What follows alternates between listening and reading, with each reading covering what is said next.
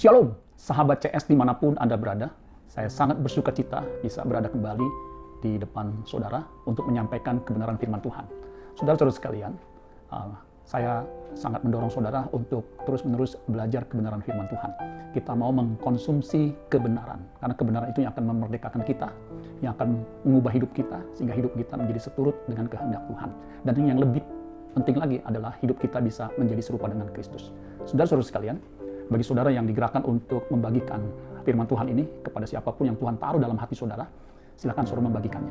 Kalau saudara diberkati, bisa juga like, ya, atau saudara bisa membagikannya. Baik saudara sekalian, firman Tuhan pada kesempatan kali ini berjudul Elkana. Ya, sangat singkat judulnya, yaitu Elkana. Apa itu Elkana? Ya. Saudara mau tahu, saudara harus mendengarkan sampai tuntas, baru bisa mengerti apa itu Elkana. Ya. Nah, untuk itu kita buka Alkitab kita dalam Keluaran pasal yang ke-34, ayat yang ke-14. Kemudian kita sambung Keluaran 20 ayat 1 dan 5.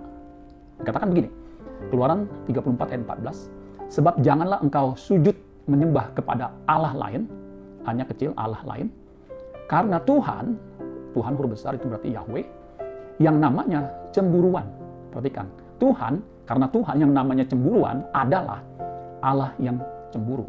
Nah, kalau saya perhatikan firman Tuhan ini, ya, ini merupakan penegasan dari firman Tuhan yang ditulis di dalam Keluaran 20 ayat 1. Nah, Keluaran 20 ayat 1 itu adalah 10 hukum atau hukum Musa, hukum Taurat yang diberikan kepada Musa. Nah, dikatakan ayat 1, Keluaran 20 ayat 1, lalu Allah mengucapkan segala firman ini. Nah, segala firman ini apa? Nanti saudara bisa baca ayat 2 dan seterusnya, ya karena waktu. Saya baca langsung ayat 5. Jangan sujud menyembah kepadanya, kepada Allah lain tadi, atau beribadah kepadanya. Jadi nggak boleh sujud menyembah atau beribadah kepadanya. Kenapa? Sebab aku Tuhan, Yahweh, Allahmu, Elohimmu, adalah Allah yang cemburu. Di sini Tuhan menegaskan identitas dirinya, ya. Siapa dirinya? Bahkan di sini gelarnya, aku Tuhan, Allahmu adalah Allah yang cemburu. Nah, Allah yang cemburu ini, bahasa Ibraninya adalah Elkana. Yang, perhatikan, membalaskan kesalahan bapa kepada anak-anaknya, kepada keturunan yang ketiga dan keempat dari orang-orang yang membenci aku. Nah, kalau saya perhatikan di sini, luar biasa ya, firman Tuhan yang butir nomor 1 ini sangat luar biasa, tegas. Ya. Tidak boleh sujud menyembah Allah lain, atau tidak boleh ada Allah lain, ya, apalagi beribadah, ya, kepadanya. Nah, kata cemburuan itu dari kata Ibrani kana, ya, kana. Itu artinya jealous. Jealous kita tahu ya, cemburu atau iri. Ya. Kana juga artinya envious. Envious itu lebih lebih tinggi ini ya, lebih derajatnya envious, cemburu ya, begitu. Nah, makanya ketika kana ditambah dengan L itu kana itu L itu Eloah, ya, jamaknya Elohim, ya, sehingga Elkana, ya, L itu kan Allah, Eloah atau Elohim, ya, kana cemburu, sehingga Elkana artinya Allah yang cemburu, ya, Allah yang cemburuan, ya, sehingga kita bisa memanggilnya sebagai Elkana, ya, cemburuan, the jealous God. Ya, Allah yang cemburu. Kata Elkana ini jarang saudara sekalian disebut di dalam khotbah atau dalam pemberitaan firman Tuhan. Kita lebih sering mendengar kata El Shaddai, El Elyon, El Shaddai Allah yang maha besar, El Elyon Allah yang maha tinggi, El Gibor Allah yang perkasa, kemudian El Shema Allah yang mendengar, kemudian El Berit Allah yang berjanji, kemudian El apalagi ya, El Roy Allah yang melihat. Ya. Elkana kita jarang mendengar, apalagi dikhotbahkan. Nah, kita perlu memahami Allah yang cemburuan ini, Elkana ini saudara sekalian. Nah, untuk itu coba kita baca Keluaran pasal 20, hukum Musa, hukum Taurat yang diberikan kepada Musa. Ini yang pertama, hukum yang pertama. Coba kita baca ayat 20, pasal 20 ayat 1 sampai 5. Tadi kita hanya baca ayat 1 dan 5. Karena ini menyangkut betapa pentingnya kita mengerti siapa Allah kita. Karena bagi orang Israel, nama itu mencerminkan identitasnya, mencerminkan harapannya. Ya, misal Yesaya, artinya Tuhan menyelamatkan, ya, Yosua, ya, penyelamat, ya, dari kata Yasua, penyelamat, ya. Jadi setiap nama punya makna, punya harapan, punya tujuan, ya. Gelar Tuhan Yesus Immanuel, Allah beserta dengan kita. Itu menunjukkan Allah Sang Logos menjadi manusia, berinkarnasi, makanya disebut Immanuel. Nah, demikian juga Elkana itu punya maksud, punya tujuan, makanya ditulis di Keluaran 20 ayat 1 sampai 5. Dikatakan begini, ayat 1, lalu Allah mengucapkan segala firman ini. Perhatikan firman yang diucapkan Allah, ayat 2. Akulah Tuhan, Allahmu yang membawa engkau keluar dari tanah Mesir, dari tempat perbudakan. Ya, kita tahu Musa yang memimpin bangsa Israel, ada 600.000 laki-laki, belum anak-anak dan wanita, istri-istri dari mereka, itu kurang lebih 2 juta lebih, saudara sekalian, keluar dari Mesir. Itu dipimpin oleh Musa, dibantu oleh Harun dan Miriam. Ayat 3, perhatikan. Jangan ada padamu Allah lain di hadapanku. Perintahnya jelas, larangannya jelas. Jangan ada padamu Allah lain di hadapanku. Jangan membuat bagimu patung yang menyerupai apapun. Yang ada di langit, di atas, atau yang ada di bumi, di bawah. Jadi menyerupai apapun, nggak boleh untuk disembah. Atau yang ada di dalam air, di bawah bumi. Ya. Ayat 5, perhatikan, tadi kita sudah baca. Jangan sujud menyembah kepadanya atau beribadah kepadanya. Jadi jelas, ada kata jangan. Ya. Sebab aku Tuhan Allahmu adalah Allah yang cemburu, Elkana, yang membalaskan kesalahan bapa kepada anak-anaknya, kepada keturunannya yang ketiga dan keempat dari orang-orang yang membenci aku. Jadi saudara jelas, nama itu mencerminkan siapa Allah itu. Allah yang kita sembah, Allah yang cemburuan. Dia tidak mau ada satu sesembahan selain dia. Ya. Yesus juga menegaskan, kamu tidak bisa mengabdi kepada 2 tuan, ya, kepada Mamon atau kepada Allah. Tidak bisa, tegas. Ya. Kita hanya fokus menyembah hanya kepada satu Allah. Ya. Nabi Nahum, ya, di Perjanjian Lama itu juga mengucapkan atau menegaskan firman Tuhan ini. Kalau sudah baca Nahum pasal 1, jadi di awal sang Nabi mengatakan begini, ayat 2. Tuhan itu, pasti sang Nabi ini mengerti kitab Taurat. Tuhan itu Allah yang cemburu. Ya, Elkana, Allah yang cemburu. Dan perhatikan, pembalas.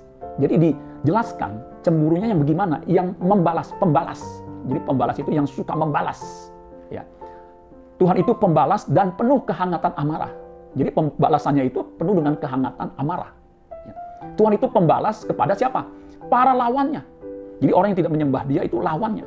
Ya. Dan pendendam. Jadi selain pembalas, dia pendendam, ya, kepada para musuhnya. Kalau kita mendengar firman Tuhan ini, kita ngeri saudara sekalian menghadapi Allah yang pemarah, ya, pembalas, pendendam. Ya. Tapi saudara sekalian, firman Tuhan ini sungguh luar biasa ya untuk kita perhatikan. Karena sangat penting kita memahami gelar Allah yang namanya Elkana. Selain El Shaddai, El Gibor, Allah yang perkasa, El Shaddai, Allah yang maha besar. Ya. Tetapi kita juga mesti memahami Elkana ini. Ya. Kenapa saudara sekalian? Kita tahu sejarah bangsa Israel. Ya. Di Bilangan pasal 25 ayat 9 sampai 11. Di situ terjadi sesuatu yang mengerikan sehubungan dengan nama Allah yang namanya Elkana itu.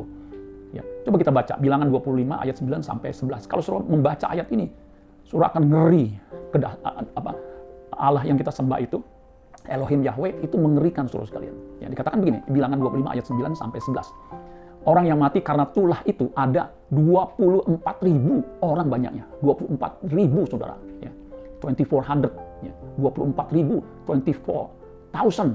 Ya. 24.000 saudara sekalian. Ya. Bukan 24,000. 2400. 24,000. 24.000. Banyaknya itu kan. 24.000 pada saat itu begitu banyak saudara sekalian. Yang kena tulah. Tuhan ayat 10 berfirman kepada Musa. Pinehas, anak Eliezer, anak Imam Harun yang telah menyurutkan murkaku daripada orang Israel, oleh karena ia begitu giat membela kehormatanku di tengah-tengah mereka, sehingga tidaklah kuhabisi orang Israel dalam cemburuku. Ya. Jadi lihat, Tuhan begitu cemburu, begitu marah, sehingga dibuat tulah yang membuat orang yang mati karena tulah 24.000 orang. Sekarang saat ini kan kita masih dalam pandemi. Ya. Bersyukur kalau Indonesia pandemi sudah berangsur-angsur, bahkan kelihatannya sudah normal, saudara sekalian. Karena tadi saya baca koran ada 100 juta lebih yang sudah divaksin. Ya, kita berharap tahun 2022 udah bisa normal, nggak ada tulah COVID-19 lagi, ya, pandemi COVID-19 ini bisa berakhir, bisa kita tangani. Ya. Nah, jadi saudara sekalian, 24.000 orang mati itu karena cemburunya Allah, karena bangsa itu menyembah atau berpaling daripada Allah.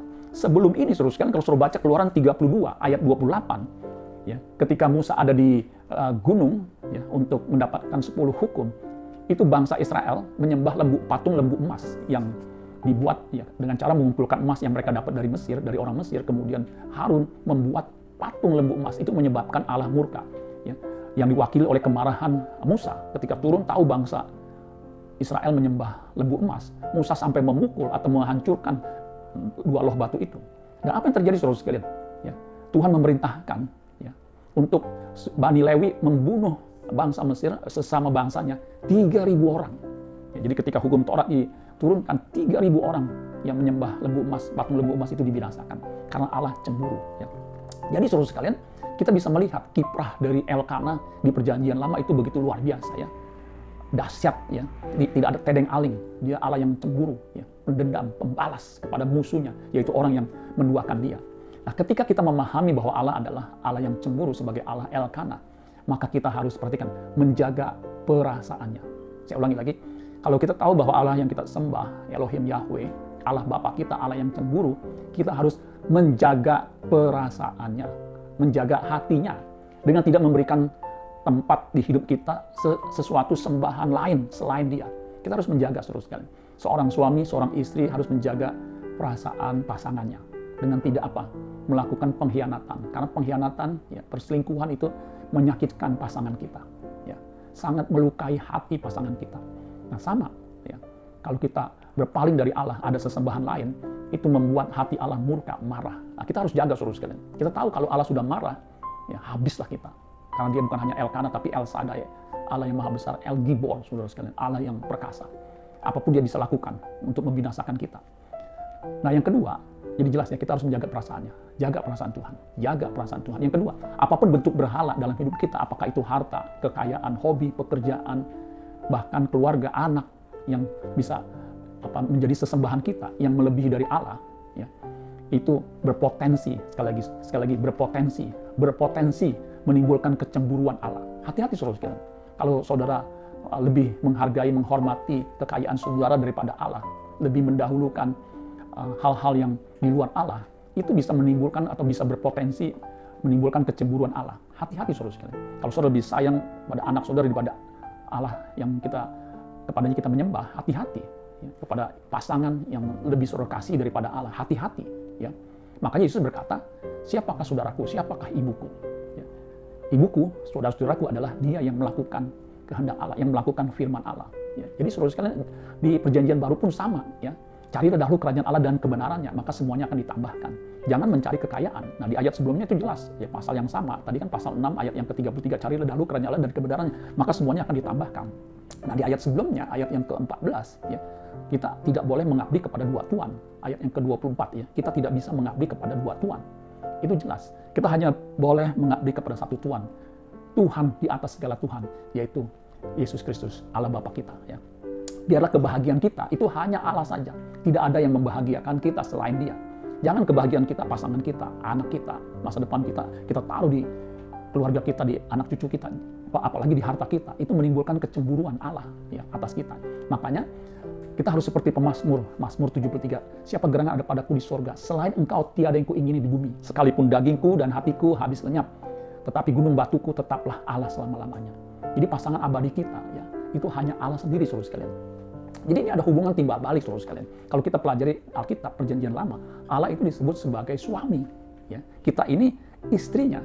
Di mana Pak ayatnya? Hosea pasal 2 ayat 15. Itu dengan jelas mengatakan begini, maka pada waktu itu, demikianlah firman Tuhan, engkau akan memanggil aku, ya, akunya A-nya besar, suamiku, dan tidak lagi memanggil aku Baalku. Ya, Baalku itu, Baal itu artinya pemerintah, rule. Ya. Tidak memanggil aku Baalku, ya, suami. Ya. Aku akan menjadikan engkau istriku untuk selama-lamanya. Ini jelas, ya. Tuhan akan menjadikan kita istri, ya, selama-lamanya. Dan aku akan menjadikan engkau istriku dalam apa? Keadilan dan kebenaran, dalam kasih setia dan kasih sayang. Nah, ini luar biasa. Ayat 19, aku akan menjadikan engkau istriku dalam kesetiaan. Nah, kata kesetiaan kan jelas. Itu menyangkut komitmen untuk tetap setia kepada pasangan.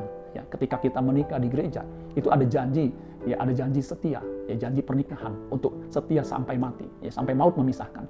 Demikian juga dengan Tuhan, ketika kita berkomitmen dibaptis, kita harus setia kepadanya sampai mati. Jangan ada ilah lain dalam hidup kita. Sehingga engkau akan mengenal Tuhan. Kita harus mengenal Tuhan yang namanya Elkana. Tuhan itu sebagai suami di sini. Ya. Sesembahan kita itu sebagai suami yang cemburuan kalau kita punya selingkuhan, kalau kita berzina. Berzina di sini bukan secara fisik, hubungan suami istri dengan wanita lain. Tetapi ketika kita berpaling dari Allah atau punya sesembahan lain, itu perzinahan secara rohani. Itu membuat hati Allah terluka dan menimbulkan kemarahannya.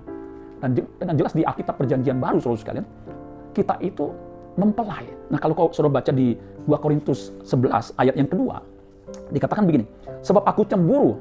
Ya, ada kata cemburu di sini. Paulus bilang, aku cemburu sebab aku cemburu kepada kamu dengan cemburu ilahi.